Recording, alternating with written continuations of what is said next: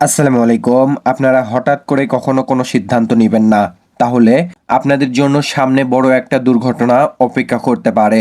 আপনারা যারা ভাবতেছেন যে মুরগির খামার করতে চাচ্ছেন, এটা আপনারা প্রথমত হয়তো YouTube দেখে কিংবা অন্যরা করতেছে এটা দেখে আপনারা সিদ্ধান্ত নিতে পারেন। তবে আমি বলব না, এটা কখনোই করা যাবে না।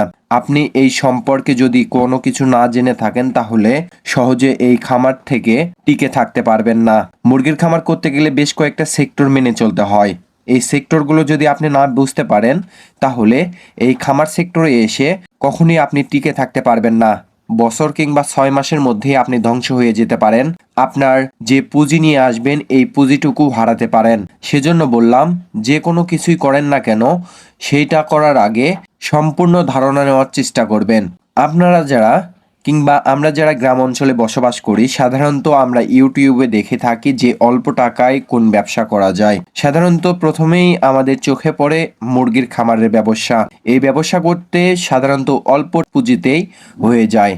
অল্প পুঁজিতেই বেশি মুরগি পালন করা যায় এখানে। এইটাই আমরা ভুল করে বসি সাধারণত। কেননা আমরা এই মুরগির সম্পর্কে তেমন কিছুই জানি না। মুরগির রোগ ব্যাধি কেমন, মুরগির পরিচর্যা কেমন করে করতে হয়, মুরগির কোন ঔষধ কোন সময়ে প্রয়োগ করতে হয় সাধারণত আমরা এটা জানি না। এবং মুরগির কোন আবহাওয়ায় মুরগি তুললে লাভবান হওয়া যায় সাধারণত এই বিষয়গুলো আমরা মেনে চলতে পারি না। সেজন্য আমরা মুরগির খামারে এসে বছর কিংবা 6 মাসের মধ্যেই আমরা ধ্বংসের বশে পড়ে থাকি। সেজন্য আমি আপনাদেরকে একটা কথা বলবো, আপনারা যদি খামার করতে চান তাহলে খামার করতে পারেন, কোনো সমস্যা নাই। তবে অন্তত পক্ষে আপনাদের নিকটস্থ উপজেলা থেকে যুব উন্নয়ন যে প্রশিক্ষণটা দেওয়া হয় এই প্রশিক্ষণটা নেওয়ার চেষ্টা করবেন। তাহলে আশা করি ভালো একটা রেজাল্ট পাবেন। এখান থেকে বেশ ভালো ধারণা পেতে পারেন।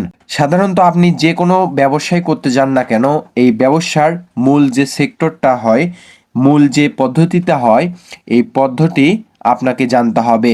এটা যদি না জানেন তাহলে কখনোই খামার করে লাভবান হতে পারবেন না, কিংবা কোনো ব্যবসা করে আপনি লাভবান হতে পারবেন না কিংবা টিকে থাকতে পারবেন না। সেজন্য আমি বলি, যে কোনো কিছুই করেন না কেন আপনার টিকে থাকতে হলে আপনার এই সম্পর্কে জানতে হবে। আমি আমার এলাকায় বেশ কিছু জায়গায় দেখতে পেলাম যে কোম্পানি থেকে মুরগি দিয়ে এটা বেশ ভালো পরিমাণ লাভবান হতে যাচ্ছে।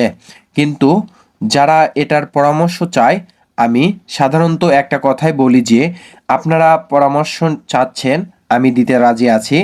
যে আপনারা যে কোনো কিছুই করেন, আমি একটা সাধারণত ছোট মানুষ, আপনারা যে কোনো কিছুই করেন সমস্যা নেই।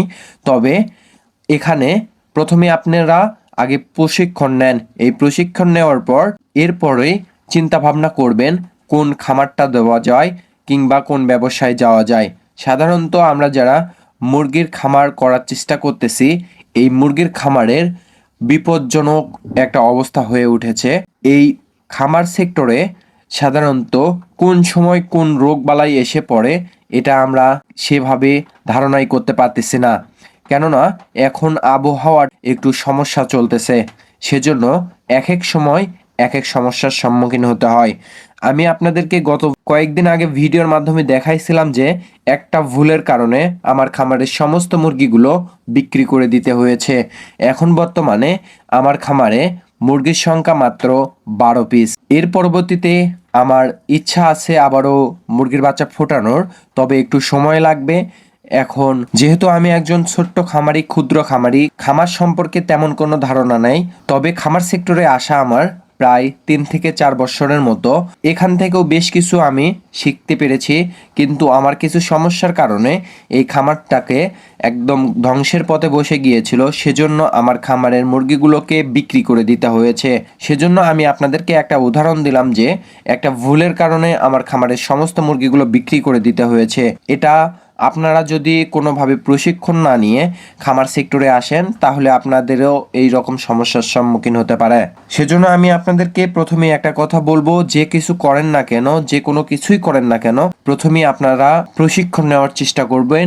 এর পরবর্তীতে আপনারা এই খামার সেক্টর কিংবা ব্যবসার মধ্যে বোঝার চেষ্টা করবেন যে এইটা করে আমার চলবে কিনা, এটা আমি করতে পারবো কিনা। তো দোয়া করি আপনাদের জন্য, আপনারা ভালো কিছু করেন সামনে। আজকের ভিডিওটা এই পর্যন্তই। আসসালামু আলাইকুম।